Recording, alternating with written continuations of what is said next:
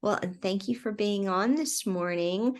I'm I'm going to just do some housekeeping items and then turn the introduction over to Dr. Gibson. So I'd like to thank everyone for being with us this morning for the monthly Arkansas Behavioral Health Integration Network. We're so glad you're here with us. We know it's early, but we really are excited about the great information that we're going to be able to share with you today. We have been talking a lot about CoCM. We've talked about what is the collaborative care management model. We have talked about what it can look like in different systems. We talked about what different models of integration, including CoCM, could look like in different models. And then today we're going to have Dr. Hunt, who's going to talk about his model. But I wanted to remind everyone this is a recorded webinar. So by staying on the call today, you are giving us your permission to record this. And this recording will be posted to the ABIN webinar. With that, we're glad you're here. Happy fall. And I'm going to turn it over to Dr. Gibson. Good morning, everybody. It's definitely a pleasure for me to be here this morning and to be able to introduce Dr. Justin Hunt, my friend and colleague, and his presentation today on Oak Street Health and their model of integrated behavioral health is going to be really interesting. And when I first heard about Oak Street, it was one of the first presentations I heard in the fall of 21 about the financial sustainability of integrated behavioral health and CoCM and how they do it. So they're really walking the walk and talking the talk. But first, I have to say, Dr. Hunt, I first met him when I was interviewing for jobs back in 2016. I had heard about him, but I had never met him.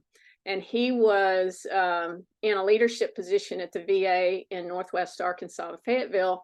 And so I was interviewing at the time for any possible job in Arkansas. Now, I'd narrowed it down. And the VA was on my list, but not top on my list.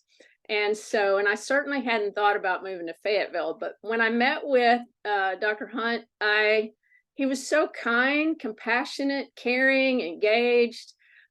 He made me want to be at the VA. And I nearly took that job because of Dr. Hunt, more so than the job. So we've continued to stay in connection over the years since then. And I'm pretty picky about people that I refer people to.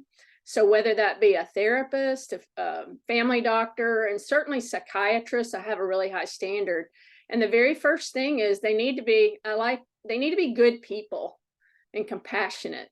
And the standard I use is, would I refer someone in my family to this person and to this psychiatrist? And I can say without a doubt, I would definitely refer my family members to Dr. Justin Hunt.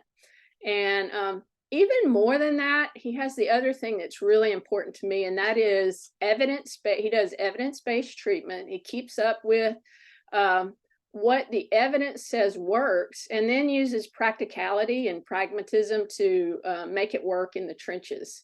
So when I read his bio, I was like, wow, Justin is very academically and has a lot of the credentials. So if you want to read his bio on our flyer, you'll see that.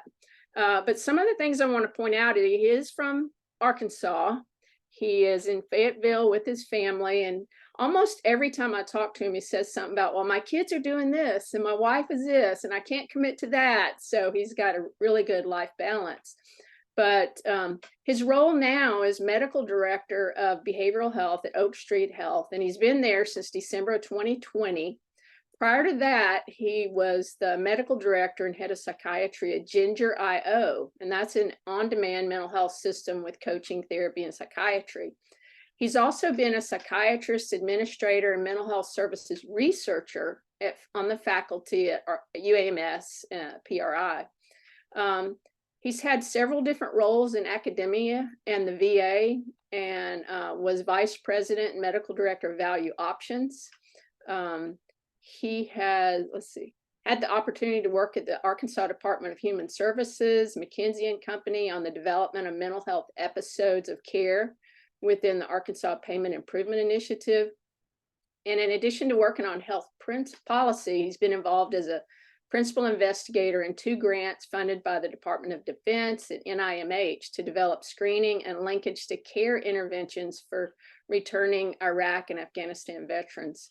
And he's the author and co-author of 25 peer-reviewed publications. So he's very passionate, knowledgeable about integrated behavioral health, and very glad to have him as someone we can recommend as a psychiatrist, but definitely as a leader in the field, and will share some true evidence-based information with you. So thanks for being here, Justin. Oh, wonderful. Thank you so much for that kind introduction, Patty.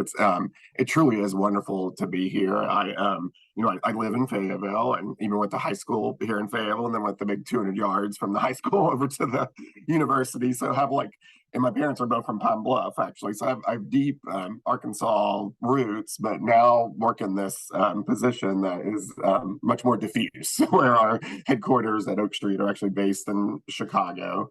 I guess we can say that now because we were acquired by CVS in May. So maybe really our headquarters are now in Woonsocket, Rhode Island. But anyways, we work across 25 to 26 states, which I'll get into in my talk. But certainly my true love is for Arkansas. So it's wonderful to be with you guys today and to talk about what I do from this little office in my brother's financial firm on the downtown Fayetteville Square is where I come to every day in my virtual job. Let me get my slides up here, and we will get started.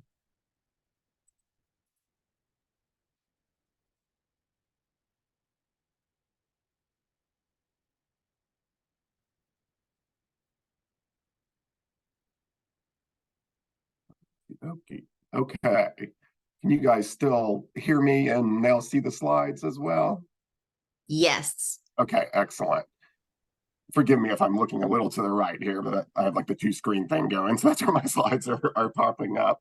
So today I'm going to talk to you about how we have implemented the classic University of Washington driven collaborative care model in a Medicare Advantage population, which is certainly the population that we serve at Oak Street Health. So, what is Oak Street? Oak Street is certainly a new phenomenon to Arkansas. We actually just opened up our very first primary care center in the state of Arkansas, right at I'm trying to remember my exact Little Rock geography at Fair Park and 12th Street. So right south of UAMS. And we either have opened or are soon to open another center across the river in North Little Rock, up in the kind of the Lakewood area of North Little Rock. So those will be our first 2 Arkansas Oak Street centers. We've actually surrounded Arkansas for quite some time. We've had centers in Memphis for a while, down in New Orleans, over in Tulsa and Oklahoma City, and then also in Missouri and both Metro St. Louis and Kansas City. But I'm so excited that we're actually moving into the state of Arkansas. So what is this Oak Street Health? It's a patient-centric network of primary care centers for Medicare eligible patients. And that would include, kind of classic Medicare patients, as well as a large population of dual eligible patients too, including both Medicare and Medicaid. We leverage the Oak Street Health platform to provide comprehensive care for our patient population. And we really aim at improving patient satisfaction through improved experiences. And then, of course, we want to have good health outcomes, which makes our payers happy. And then we have a definite focus on keeping our providers happy as well. And we'll talk about a few slides in on how we're able to do that with our funding model. We're up to this is always evolving, but we're up to about 180 primary care Oak Street centers. We cover 25 states, Arkansas now included. Arkansas kind of entered in with Kansas, Iowa, and Virginia recently. We've approximately 200,000 patients under our care, about 5,000 staff, and about 550 to 600 primary care providers delivering care in this value-based model. The average age is not surprisingly on the older side at 68. But if you think about it, Medicare, of course, is 65 and above. 68 is actually not that old if you were a pure Medicare population. So that shows you that it's kind of supported by the lower percentage, that 45% of our patients are dually eligible for both Medicare and Medicaid. 86% of the patients have one or more chronic conditions, more than 7 average number of medications. It's a highly diverse population. So over 50% identify as African American, Latino, or indigenous. And almost 50% of our patients have housing insecurity, food, or some sort of isolation risk factor. We do a good job of tracking the social determinants of health. So in many ways, a pretty burdened population that is largely driven by where we decide to set up shop. So we tend to place our primary care centers in places with more vulnerable populations. Our history goes back to the city of Chicago and developing our first centers actually on the south side of Chicago, serving a pretty vulnerable population there. And that tradition has moved on as Oak Street has expanded. So we think that we've created a model, and I suppose CVS thinks that we have as well, that invests up front to keep our patients happy, healthy, and out of the hospital. That's actually a quote that we hear a lot within Oak Street. Like we are aiming to keep these folks happy, healthy, and out of the hospital. And the bottom line is that actually is we're incentivized to do that through our model. So Oak Street takes on full risk for our patients, and we largely do this through Medicare Advantage plans. So we get a set amount of dollars to care for a patient based on how complex they are. And I won't get into all the complexity of that, but there are these things called HCCs and risk adjustment factors that are determined by which ICD-10s are connected to a patient, which diagnoses these patients have.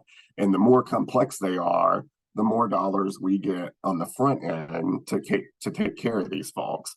And what's wonderful, and probably is like one of the main things that keeps me at Oak Street, is that our incentives are completely aligned. So if we do a good job and keep these folks happy, healthy, and out of the hospital, then that is actually good for the company, and fortunately good for the patient, because we keep them healthy and then we're incentivized to do that. So it really allows primary care providers and of course behavioral health providers like me to jump out of the fee-for-service system, to get off that hamster wheel of always trying to do more, and to really have the flexibility to deliver a thoughtful, well-orchestrated model of care. So it's been wonderful in that way. And then this slide actually kind of shows why it's wonderful. So in the fee-for-service world, the panels tend to be quite large, up to the 2,000 range. We are at 500 at Oak Street, so really big difference there. Often in primary care, there's no patient specialization or going for a certain patient population. Primary care just kind of accepts all ages, particularly family practice. We're very honed in on this Medicare Advantage population. Now we do have some regular Medicare patients too, and some of the value-based models. ACO Reach is the name of that program, and a little bit of fee-for-service, but we're certainly focused on Medicare Advantage primarily. And so in primary care, typically the schedules are very packed and people are just seeing folks back to back, of course, driven by the fee-for-service kind of system. And we at Oak Street actually have a greater than a third of the time dedicated to non-facing patient time. So that gives the providers time to think, to coordinate care, to close care gaps, to proactively plan to address the social determinants of health. And so that's a wonderful aspect of our model. Often in primary care, there's no support, beyond the provision of primary health care. So there's minimal focus on social determinants of health, and actually sometimes almost a feeling of hopelessness sometimes if you're just cranking through a fee-for-service model and it's hard to even get to those social determinants. Of course, we all know as behavioral health providers, those are very important and overall health outcomes. So we are able to provide, of course, our integrated behavioral health program, which I'm going to talk about. We have pharmacy, home-based support through our Oak Street at Home program, well-being programs. We even have programs in our centers, activities and social connection opportunities. And then we have a large social worker team too that includes both MSWs, we call those folks medical social workers, as well as CHWs. In primary care, in the fee-for-service world, there's limited technology integration that of course varies from facility to facility, but it's harder to engage with population health management and tracking. And we actually have 4 hours a day as kind of the average time that clinical staff use our kind of proprietary platform called Canopy. Everything on Oak Street kind of relates back to a tree. So Canopy is the name of our EMR that we're developing. Our corporate headquarters in Chicago called the Tree House. Everything is tree oriented, which is pretty humorous.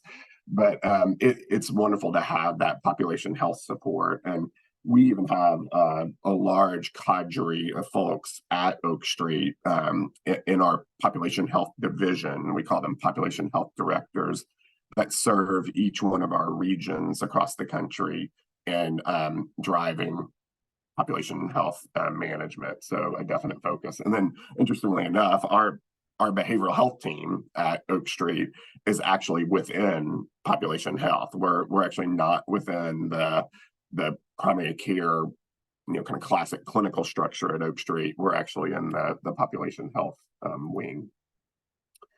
So what does mental health look like in the Medicare population specifically? So approximately 25% of folks live with some type of mental illness, whether that be something more severe like bipolar disorder or schizophrenia, or something perhaps milder with depression and anxiety.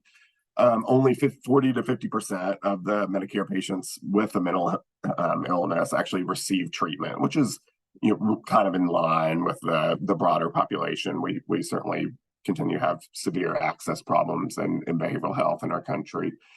24% experience loneliness from social isolation or kind of inadequate social conditions, which is, I know, likely not a surprise to you all. And of course, that upstream loneliness can certainly drive the downstream DSM diagnoses in the psychiatric realm. And older Americans make up 17% of the annual deaths by suicide. So also a high-risk population. And we classically think of like kind of the older male as being very high risk for suicide. And so something we have to focus on too in our realm. In substance use, this is something that we don't always think about in the Medicare population, but it is also somewhat prevalent. So 2% of the Medicare population experience a substance use disorder, and it has been shown recently in literature and some of the kind of the population health surveys that this number is actually growing rapidly as the boomers move in and fill in the Medicare population. 87% of those who experience SUD have alcohol use disorder, not a big surprise. 8.6% experience opioid use disorder, which is a relatively high number and can be a complex population. So how does this kind of compare to what we're dealing with at Oak Street? Well, we have even higher numbers at Oak Street, and I think that's largely due to where we decide to develop our primary care centers. So at Oak Street, we are looking at about 33% or so that have a mental illness. So that's depression, anxiety. And then actually there's another 4 to 6% that we would classify as SMI, which would be bipolar, schizophrenia, severe major depression with psychosis, that population. So that actually can, of course, be one of the more challenging populations in primary care to manage. And our substance use disorder numbers actually are quite higher than the typical Medicare population. We're at about 14%. 10% of those are are currently diagnosed in remission. Of course, we know that's kind of a waxing and waning number at times. So, the summary of this slide is that it's a pretty burdened population from a behavioral health perspective. And the bottom section here, where we kind of look at the different groupings of diagnoses, we'll talk about in a little bit too. We all know that the collaborative care model has the most evidence in depression, anxiety. Recently has more evidence via the Spirit study, also in bipolar disorder and PTSD. We move more into like a pioneer frontier stage when we start to think about how do we apply this model to the SMI population too, which I will talk about as I move along here.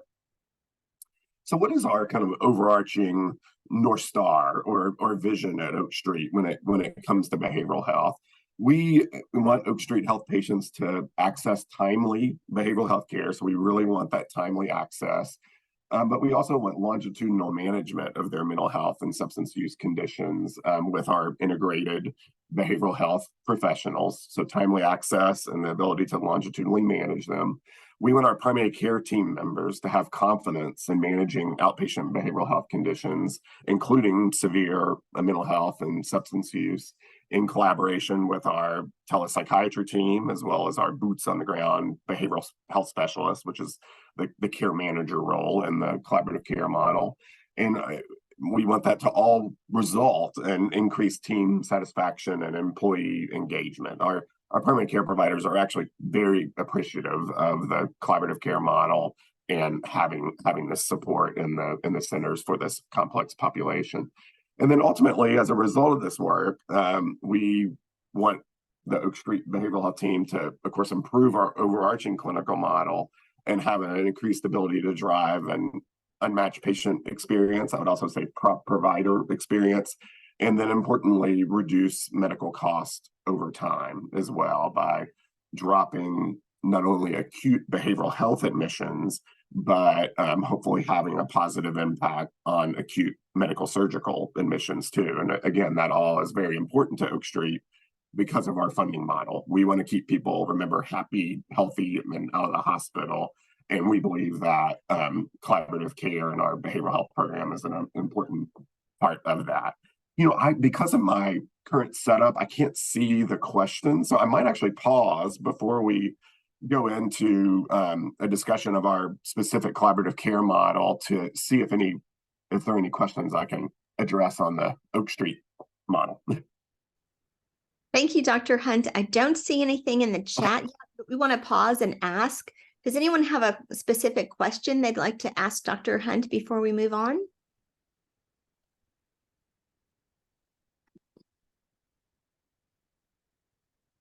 If I was to summarize it, Justin, it sounds like you have kind of the worst of the worst patients. We do have tough patients, and it can be, I'm going to be transparent with my home crew here in Arkansas. It can be very hard sometimes to manage everything through the collaborative care model, which we're going to talk about how we're thinking about that for SMI and comorbid SMI, SUD population. Another real challenge sometimes is the engagement. I mean, these folks have been left behind by the healthcare system for many years. There's a lack of trust in many of these areas of these cities that we serve. I mean, I would say South Little Rock would not be that different from South Chicago or East Side Detroit or West Philly, and we have a high concentration of centers in those places. So that initial engagement actually can be a very real challenge. And I, of course, would take any pointers from you guys on how to solve that problem when you can't even get them to even bring them into a robust model like this. But it is a challenging population at times because there are many chronic medical conditions, and then of course the comorbid behavioral health as well. Okay, well, I will move on, and I'll run relatively quickly through this because I know many of you all are pretty familiar with the classic collaborative care model of integrated behavioral health and primary care. So, of course, it's a systematic strategy for treating behavioral health conditions in primary care. And we do this through the integration of care managers. That's kind of the classic term for the LCSW or LPC or LMFT that is serving the local primary care center. At Oak Street, we call them behavioral health specialists. And then, of course, we have psychiatric consultants too. And so, what is kind of unique about Oak Street is that we've actually had some challenges in staffing the care manager or behavioral health specialist population, because up until, actually, this is about to change on January 1st, 2024, we have been limited to LCSWs and psychologists and, of course, psychiatrists and nurse practitioners as providers in Medicare. There is a big change happening January 1st, 2024, where the therapist pool is going to open up to licensed mental health counselors, as well as LMFTs, licensed marriage and family therapists. So it's really going to broaden our potential recruiting pool for care managers, which is really great news and a long time coming. And the psychiatric consultants are both psychiatrists as well as psychiatric nurse practitioners. And so this triangular model is kind of the classic collaborative care diagram that was originally created by the University of Washington in Seattle. And you can see that, the three kind of key team players, of course, are the medical provider, the PCP, and they provide referrals to behavioral health through warm handoffs. We also have auto referrals in our system for PHQ-9 of greater than 9, as well as a recent acute BH admission. They are able to send e-consults to our telepsych team too if they have quick questions about medications. And of course, they're important in actual treatment, particularly the prescribing of typically antidepressants, but even sometimes mood stabilizers and antipsychotics for the mild to moderate patients. So a very important member of the team. And we think that they're especially critical because they often have the trust with the patient. And then in many ways, the behavioral health team can capitalize off that trust with the primary care provider. Because while, we are certainly a trusted crew in behavioral health too, I would venture to say that the primary care crew maybe is even more trusted in some ways. So we do try to capitalize on that, and that helps with engagement with behavioral health.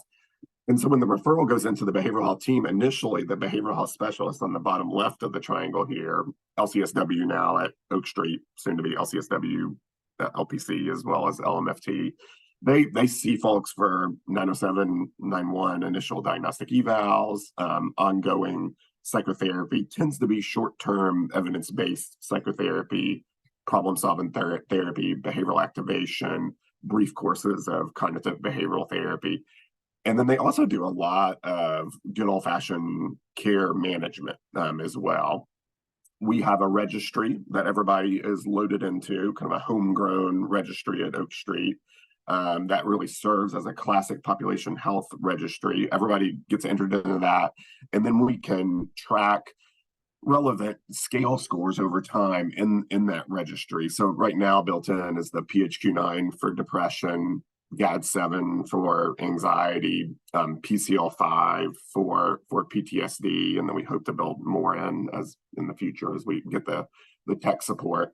And that registry, which is in our Canopy EMR population health management system, is reviewed on a weekly basis by the behavioral health specialists and the assigned psychiatric consultant. So they're able to kind of sort the registry and really pull up those folks who are not showing appropriate progress on their PHQ-9 and then address the issue. So it might be a change in psychotherapy approach, or perhaps a titration of Zoloft or augmentation with Wellbutrin, name it. But that happens on a weekly basis, and we are aggressive, I would say, with protection of that registry review time. It's 40 minutes in their schedule.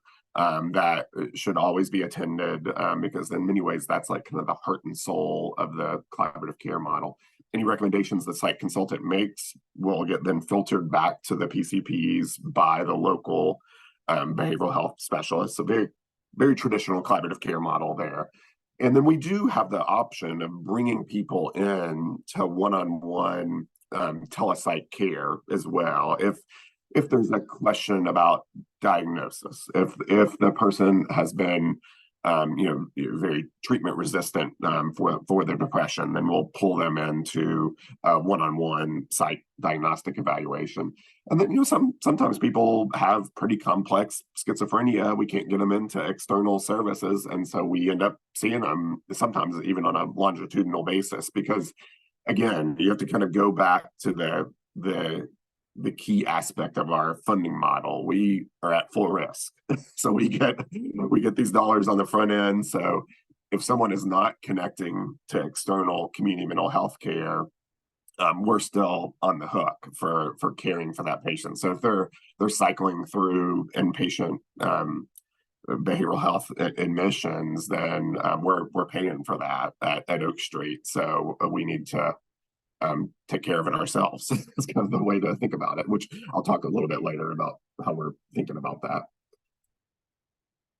So kind of briefly, kind of a patient journey. So what I can do here is maybe talk about an example, pretty traditional patient that we would see at Oak Street. So we have wellness review visits as part of the kind of Medicare/Medicare Advantage program. And as part of the wellness review visits, we have a big slate of screeners that we do. And some of these are actually required by Medicare.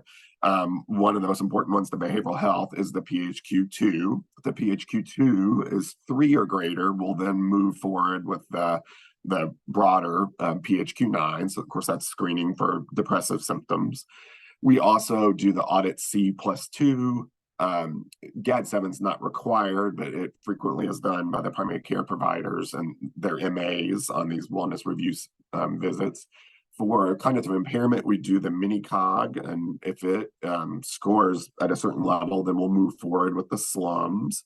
We actually have a partnership right now. It's the reason I popped this in here with Northwestern University. It's kind of the local Chicago partnership with an iPad-based screener for cognitive impairment called the MyCog instrument, which has really good validity and reliability in detecting early dementia. So we're partnering in about 24 of our centers on that study to see if we do a better job of screening for cognitive impairment. And then we also, as I mentioned earlier, look at the PCL5. But a classic patient would be someone that enters Oak Street, shows up for their wellness review visit. Let's say their PHQ-2 was 4, so then that triggers the PHQ-9, and then let's say they get over the threshold of 10 or greater. So let's say they get a 17, and then so what will happen then is they'll be auto-referred to our behavioral health program. Optimally, the PCP would do a warm handoff to our local behavioral health specialist, so they can meet that behavioral health specialist and then hopefully get them on the schedule with the behavioral health specialist right then and there to do that initial intake. So then they're enrolled in the program, they're entered into the population health registry, and we would call them actively managed, as we have different classifications. And so they would meet with the BHS typically every 2 weeks or so at first for psychotherapy as well as ongoing care management. And then on a weekly basis, the patients would be discussed in that registry review meeting using our population health registry. And then let's say that they go through maybe 2 antidepressants at adequate dose and duration. And then we leave the option open of bringing that patient into a one-on-one telepsych care too. So we could do that. And then we would do the classic 90792 psychiatric diagnostic eval, and then to treat through our telepsych program until we got them stabilized. And then the ultimate goal would be to get them stabilized and then back to the primary care provider, knowing that the primary care provider can flip that patient back to behavioral health anytime that they want to. We do try to leave the door open. But in the same breath, we have to have a decent amount of inflow and outflow, or our behavioral health specialists, their panels can just get too big with this pretty complex population. And then we don't have a ton of telepsychiatry FTE to cover 25 states. So we do have to have an outflow there to make all this work. And I know that's a challenge for all of us, because sometimes it's hard for our providers to give up patients even when they're stabilized and need to return back to primary care. This is actually kind of a repeat to the previous triangle model that I showed.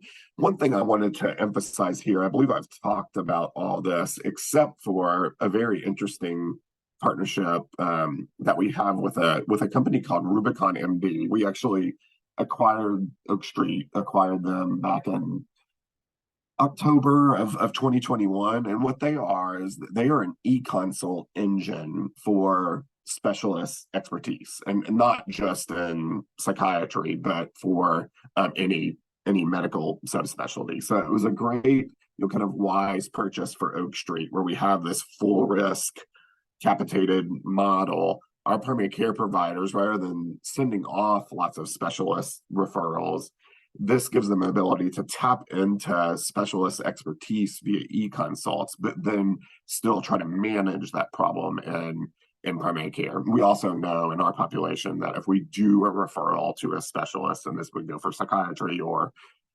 general cardiology or endocrinology, name it, the actual completion of that specialist initial visit is really low at times. So this has actually been an amazing opportunity for us.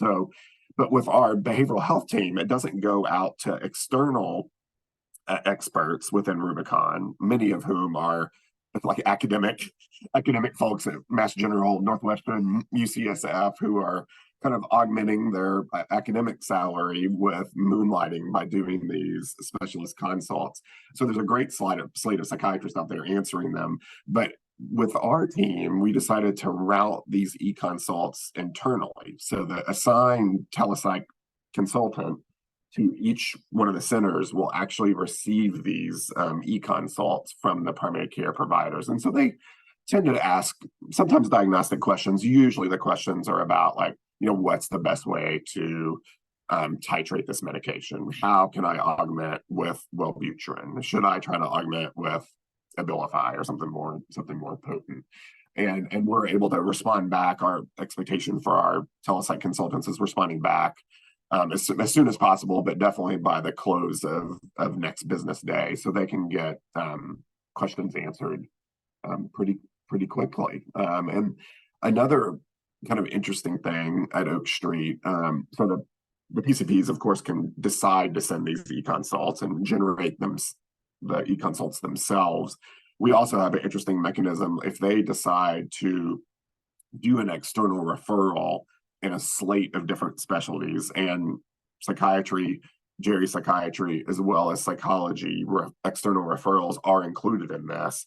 We have a program called an e-consult first program. So they are actually, if they are wanting to do that external referral, they are still routed to this e-consult first mechanism to pose their question before they decide to move forward with the external referral. So that's another kind of unique thing that would not necessarily exist in all healthcare systems, of course, but we're incentivized to take that kind of approach, of course, in our full risk capitated arrangement. And I won't go through that slide. I've kind of gone through that already. Before I kind of talk about metrics, any questions at all about the application of the collaborative care model? Yes, Dr. Hunt, we did have a couple of questions. Okay, awesome. Excuse me. There was one question, which was, is there a patient cost for the e-consult? It sounds really awesome. Yeah, no, because that goes back to how we're funded at Oak Street, because so we get the dollars on the front end in that full risk capitated arrangement. So it's all based on how complex the patient is, based on the ICD-10s that they have on their problem list. And then, really everything downstream from that. So there's not a bill, there's not a claim that's associated with the e-consult. It's all just part of our care model. to, again, keep the people happy, healthy, and out of the hospital, and then also try to avoid excessive use of specialist resources when it theoretically could be managed by the primary care provider with good specialist direction via the e-consult. Okay, wonderful. Thank you.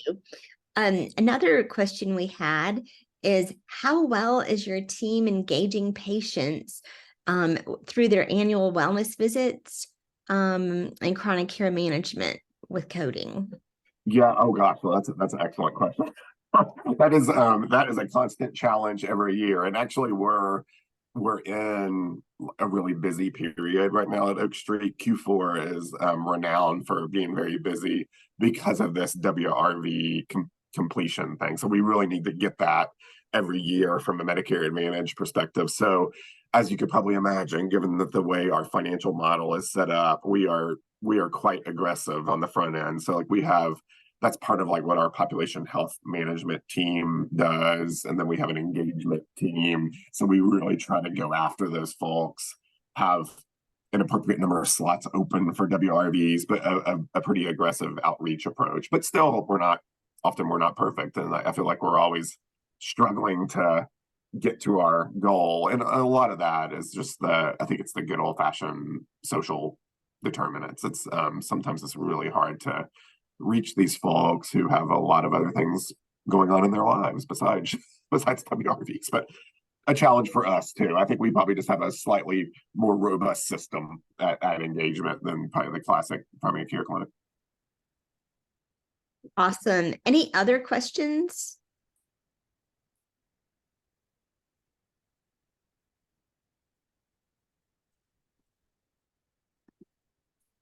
Awesome.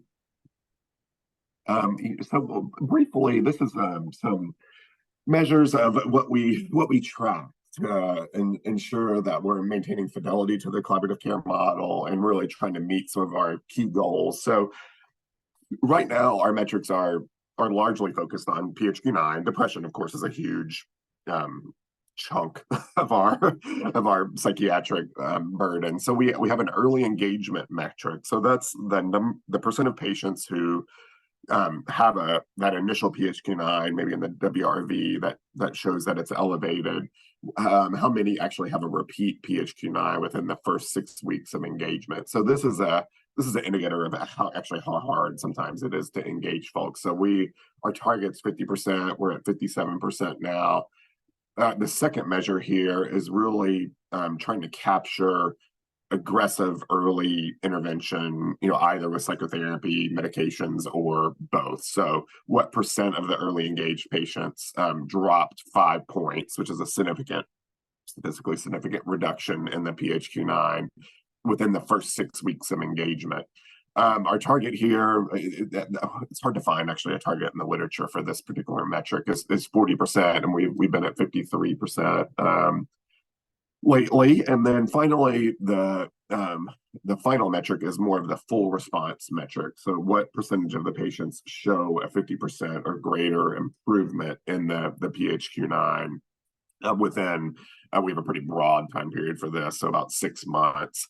And for, if you look at going back to like the old impact study back in the kind of late 90s, early 2000s, I believe like the full response was around like the low 40s or so. And of course, that was in a structured RCT as part of the impact trial. So we set ours at a pretty strict 40%, and we are right around that range right now at 41% of achieving full response. And so now at the bottom, you can kind of see some of our numbers. So we had 13,000 enrollments in 2022, and then it's really bumped up this year. I think that 19,000 number, I think, is about 2 to 3 months old now. So we really have shown great growth this year in behavioral health and better engagement and enrollment. And so about 200 new patient enrollments per BHS. That's a big number and can sometimes be a strain. And then the over 5 average daily encounters per BHS in 2022. And we actually are seeing a greater number of 9 year to date this year. And encounters, it doesn't just have to be one-on-one visit for psychotherapy. It also can be like kind of care management activities. And so they're not seeing 9 patients a day for like an hour appointment. Much of that is like care management activity as well. And one thing that we have been very interested in looking at, and I was particularly interested in this because I was back when I was at UAMS, I did some work with John Fortney and Jeff Pine et al. On kind of a telemodel for collaborative care, and we really have really had to engage and collaborative care at Oak Street. So we have a big mix.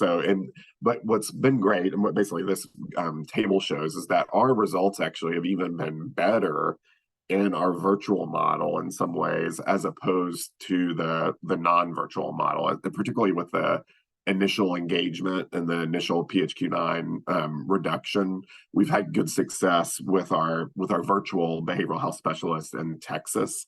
Texas has been one of our, like it is in probably in many healthcare entities, has been a very rapid growing market. So we had a lot of centers open up all at once, and we couldn't hire enough LCSWs to like be in center at all those centers. And also they were growing, so many of them didn't have a huge patient population. So we had BHSs covering multiple centers and doing it virtually. And we've seen good success with that. And in fact, that's kind of that virtual model has been kind of our model across the South, which we call Evergreen within Oak Street. Some of our like kind of legacy centers, more in the Chicago metro, Indiana, Detroit metro, have the more classic in-person care manager in each one of the primary care centers. But we've had a mix because we've grown so rapidly, but we were excited to see the results being pretty equal for virtual and in-person brick and mortar. So scaling and staffing, this is definitely one of our challenges. And I kind of alluded to this previously, and that we were really limited largely to LCSWs because of Medicare reimbursement rules. This is, thank goodness, going to change January 1st when we add the LMHCs/LPCs/LMFTs to the recruiting pool. But this gives you a sense of the map. And this is not completely up to date because Arkansas now is in play with 2 centers. Virginia is in play. Connecticut is soon to be in play, as well as Iowa, Kansas, and I think we're going to open up one in Florida as well. So this map is always evolving, but you can see that we're very heavy in Illinois with at least 25 centers at this point, and really the upper Midwest in general. We acquired a entity in Metro Philadelphia called City Life, and that got us like 11 centers right away. So many centers here. Out of the about 180 centers, 132 are actually utilizing the collaborative care model, meaning that they have a BHS connected to them in some way. Some centers, 67 of them, have the dedicated BHS, 1 per center. 65 of them have a shared BHS, and then you can see 54, unfortunately, are still without a BHS. And a lot of this is just really the labor market right now. I think particularly after COVID hit back in 2020, there was this explosion in digital mental health, and I used to live in that world, so I'm somewhat familiar with it when I was at Ginger/Headspace. But there are many opportunities out there for LCSWs. Many of them were virtual and flexible, and it's been really hard sometimes to recruit, particularly if you're recruiting to a brick and mortar location in a tough part of a city with a highly complex population. So I would say BHS recruitment is certainly one of our biggest ongoing challenges, but we're really hoping that opening up that recruiting pool on January 1st and bringing in other professionals will really help us out. And the shortage of behavioral health professionals, I'm preaching to the choir right now, but it's well known. So we are certainly lacking mental health providers to meet the current demand. We have tried to get really creative with this at Oak Street. We've even developed a behavioral health fellowship where we bring in folks right now, LMSWs, and then we provide supervision for them to get them to the LCSW stage where we need them to be, and that's been quite successful and has grown very rapidly in our rapid growing areas like Phoenix, Texas, really kind of the South and Southwest. We provide continuing education too, which is an attractive piece for many of our LCSWs. We've built in some additional structure to help with retention and provider satisfaction, where we have behavioral health specialist leads to cover our different divisions. We have a division for the East Coast, the South, the Midwest, one specifically for Heartland, which is Illinois, and Iowa and Missouri, and then one for out west, which is Colorado and Arizona. And then, as I mentioned at the bottom, we will have that broader pool starting in 2024. And we've also had some kind of vendor creative partnerships as well. There is a company called Motivo that basically provides virtual clinical supervision. Many of you all might be familiar with them. They have been a good partner. And then we have, this was kind of a connection through CVS as well. And Aetna's, we have this NetCE that delivers challenging curricula that help advance the clinical expertise of our behavioral health specialists as well. So moving right along because time is clicking away here. I've already kind of talked a little bit about this with the referrals to telepsych.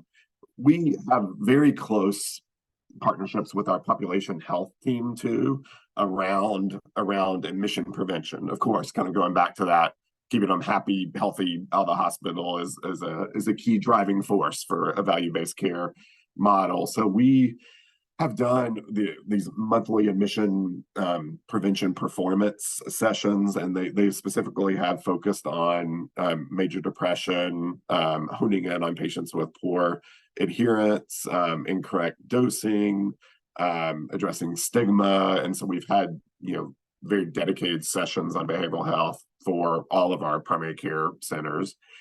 TAP stands for transitions and admission prevention. So that is like capturing those folks who have been admitted really either to an acute behavioral health facility or an acute med-surg facility and doing intensive interventions immediately after that admission. And initially, behavioral health was not really pulled into that very much. It was very much more of a med-surg kind of activity.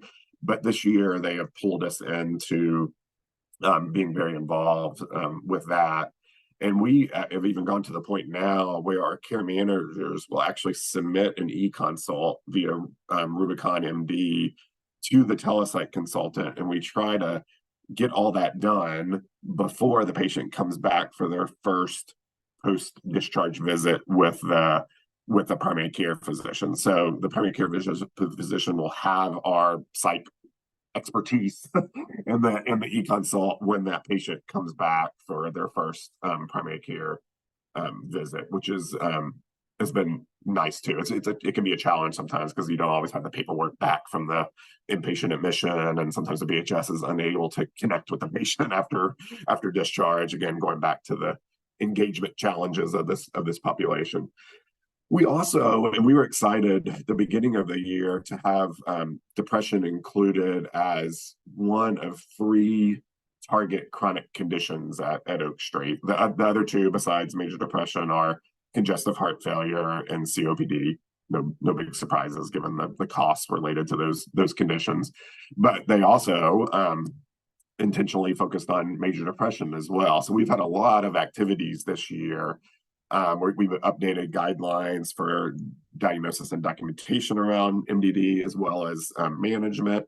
One of the things I've been the most excited about, and has been one of the most fun activities for me, is we've developed decision support in our Canopy EMR/population health management decision for SSRI initiation and titration. So any patients that have a PHQ-9 of greater than 9 will enter into this decision support pathway that will help promote initiation of SSRIs, concurrent psychotherapy, relatively aggressive titration of the SSRI as well, because that's sometimes what happens in primary care is like they'll get started on 25 of Zoloft and they'll just stick on that forever when that's probably not going to be a adequate dosage. But very excited to officially launch that on November the 15th. The pilot's been pretty successful up to this point. What else can I talk about on here? And then we've developed some patient education materials around depression. And then we have multiple other things that we're going to work on next year around chronic condition management too.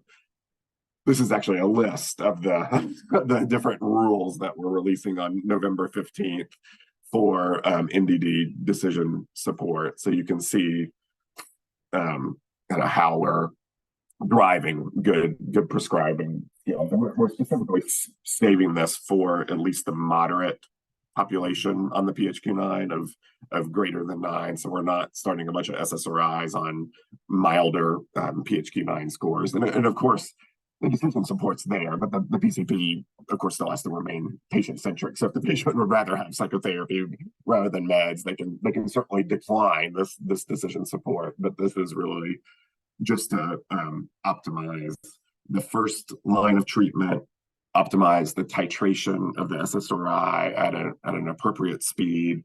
And you can see the next to bottom row on this slide, if someone has been at a maximum dosage of an SSRI, we like to start with escitalopram or sertraline, Lexapro or Zoloft. Then if they've been on it for 4 weeks at a good dosage, then we'll recommend a change to a different SSRI, augmentation with Wellbutrin, or perhaps a change to an SNRI like Effexor or Cymbalta. So again, very excited about this.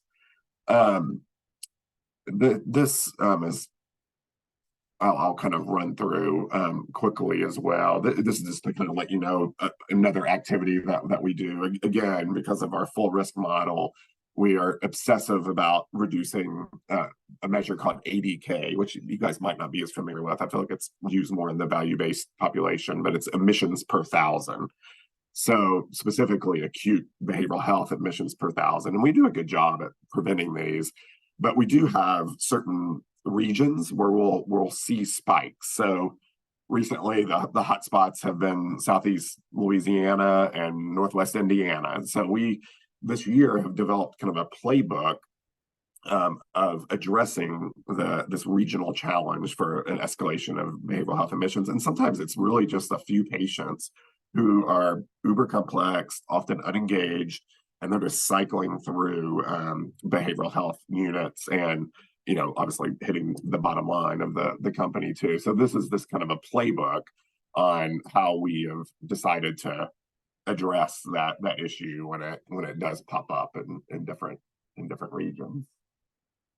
And then finally, I know we're running out of time here, but one of the kind of classic challenges that we deal with on a day-to-day basis is like, how far do we take this evidence-based collaborative care model? It's an amazing model, has over 80 to 90 RCTs to support it, but largely those RCTs are in milder conditions. So and then of course sometimes different populations from ours as well, but heavy on depression, anxiety. The SPIRIT study, which came out in August 2021, where Arkansas was certainly involved in that, along with I think Michigan and Washington, they showed that a telecollaborative care model can be just as effective as telespecialty one-on-one services for more severe diagnoses like bipolar disorder and post-traumatic stress disorder. And actually many of those patients, particularly if they had bipolar disorder, were also comorbid with PTSD. So we've been kind of stretching like how far we can take the collaborative care model, given our our known shortage of psychiatry in the provider population. But we're looking at hopefully next year developing a pilot where we've been kind of internally dubbing it as collaborative care plus. So this would be the way we're defining that population is populations with psychosis. So it'd be like MDD with psychosis, dementia with psychosis, and then of course classic chronic psychotic disorders like schizoaffective disorder or schizophrenia. We often in our geographies don't have timely enough access to community mental health. And of course, this is just a failure of the United States in many ways to have appropriate funding for community mental health. Some places are better than others, like the state of Indiana, for whatever reason, has stronger community mental health, as does Ohio and Colorado.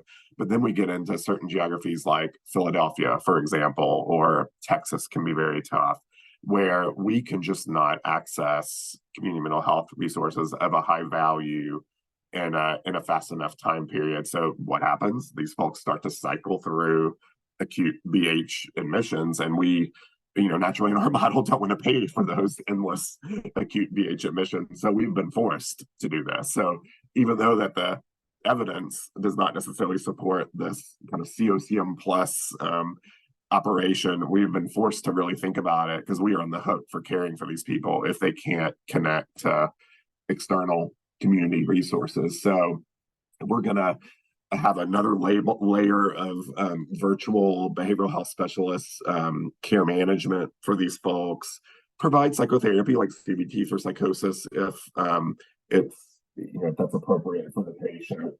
Much more intensive involvement with our telepsych team.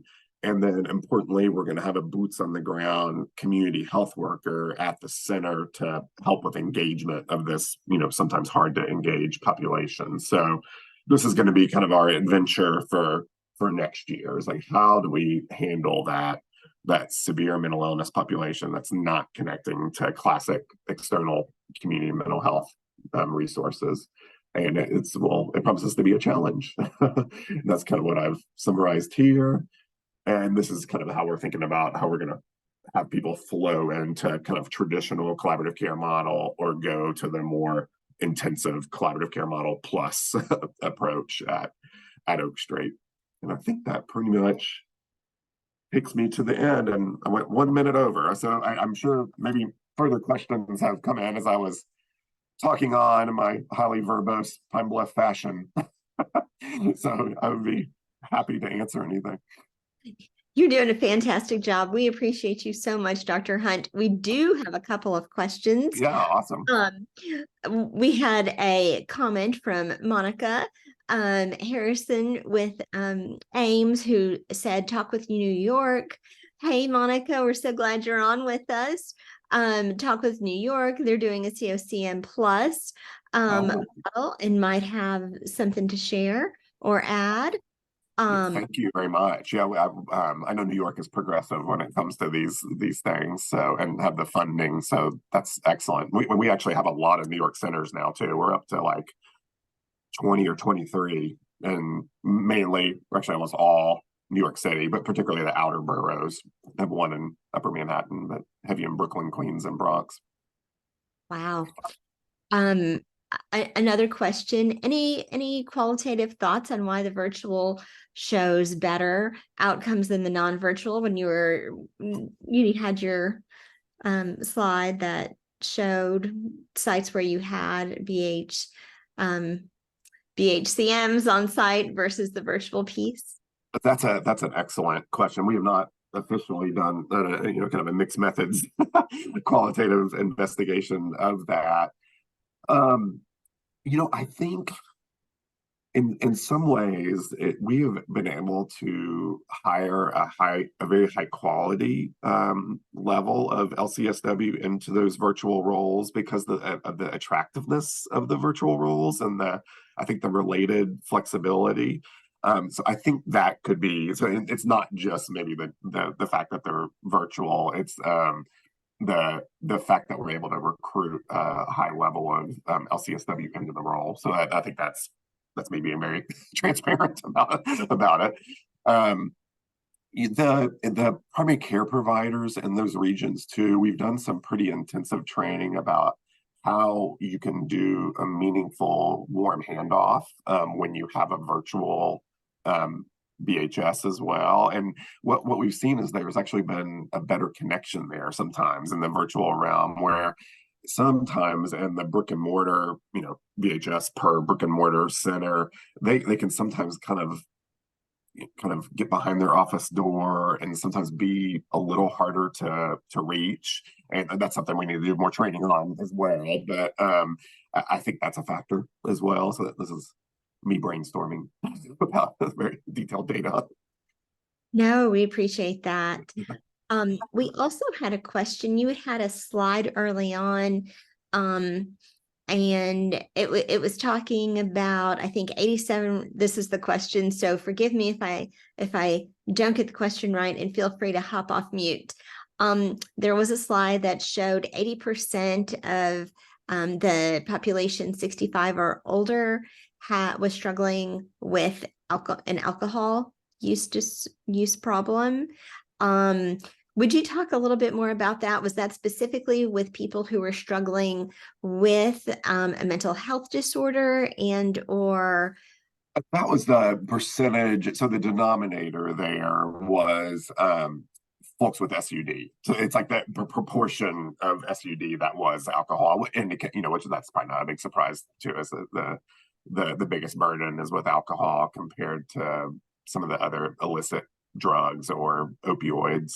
But we have a fair amount of opioid challenge in our population. We actually, I know Monica's on here from Ames. We had a brief partnership with the University of Washington on the CHAMP study, so applying the collaborative care model to OUD and the primary care setting. And one of the biggest challenges there, and of course, John Fortney and the UW crew could provide more detail, was engagement with these folks in the primary care setting. It's like many of these folks are just not coming to the primary care provider that have like significant OUD challenges. They're in that hard to engage population. And I know there's probably some incoming literature from the CHAMP experience that will lay that out in a more articulate way than I just did. But it was really hard to find those folks. We knew that they had the problem, the diagnosis on their problem list, but they were not coming in, and they were difficult to engage even when we sent the behavioral health specialist specific lists of folks who had OUD. Yeah. And then we had another question, which is, how does the day-to-day model logistics shift for the centers with either a shared behavioral health specialist or no behavioral health specialist? Yeah, so when we have no behavioral health specialists, and this of course is the main problem we're trying to resolve as fast as we can through recruitment. We tend to rely only on the e-consults. So those Rubicon MD e-consults between primary care provider and the telepsych team in places that don't have a BHS at all, because it's impossible really to do the evidence-based collaborative care model if you don't have the care manager role. In many ways, they're kind of the linchpin of the model. So that's a challenge. Really more a staffing challenge. Now, when we have a shared BHS, it really works the same as it really just kind of sets, they're virtual. Sometimes they might split their time between two different brick and mortar centers, but often what we do is they'll be virtual from home serving multiple centers, or they'll work from one center and then virtually serve the other centers. And we try to maintain fidelity to the pure collaborative care model in that case. It's just we just have the challenges of them not being right down the hall for warm handoffs, but that's where that training has come in on how do we thoughtfully do warm handoffs in a techno kind of fashion. And then one last comment, Okay. which was someone who lives in Benton said, "We now have an open and empty CVS building. Please consider putting a clinic down there in Benton." So. Yeah, well, that is good. That is actually part of the strategy, I think, which is it's really an interesting thing to think about at CVS. Kind of from their shareholder perspective, really, is that there are many pharmacies. So, retail pharmacy is a low margin kind of business, and so they're really struggling. Some, I think, like Rite Aid is the one that just went through bankruptcy, and so retail pharmacy is a tough space right now. I think that's exactly what CVS is going to do in some places. So in neighborhoods where there's not appropriate income to support a retail pharmacy, they will then convert the retail pharmacy into a value-based primary care provider. Because in some ways, if you think about our funding model, it's kind of flip-flopped. So we actually will get more upfront money to care for this very complex population when it's in a tougher environment. So it's a really interesting kind of win-win for CVS, and it could be part of why they required us. I'm not sure. I don't work at that level at CVS to know that, but that could be happening down on I-30 in Benton. There you go. Well, and we're just so grateful that we have our native Arkansas neighbor, my Fayetteville, Yeah, that's right. right here talking to us about all of these innovative projects that you're doing, and really showing us how important and effective CoCM is. And I'm excited to hear more about the CoCM Plus model and see how that works, and continue to learn from you. Dr. Gibson, do you have any closing comments you'd like to make? Well, I'm really encouraged both. One thing is to see really how the model can work, and that we have to practically focus on financial sustainability, and that y'all are figuring that out, and it shows the value of the value-based care model. But also, I appreciate your talking about the challenges, patient engagement, just getting them to answer the phone, to show up, and then of hiring the workforce. And so being really creative. So I think that's where we're all going to have to work together and solve this. So absolutely, because we really have kind of eliminated the financial model stress in many ways, because taking on the full risk capitation makes that much less stressful. But as you said, Patty, it's like the challenges still exist. It won't be a panacea even when that's all figured out, because of some other challenges that we have in behavioral health. Well, thank you all so much for having me. It's been truly a pleasure. And of course, reach out anytime. We appreciate you again, and thank you for staying a little over and answering all of our questions. Yeah, I'm happy to do it. Yeah, Kim, I'm actually off to the Fayetteville Public Education Foundation next. It's like, Okay. to decide how we can better fund our local schools and make them even better. But we appreciate your service. Thank Y'all you. take care now. Take Bye-bye. care. Dr. Bye.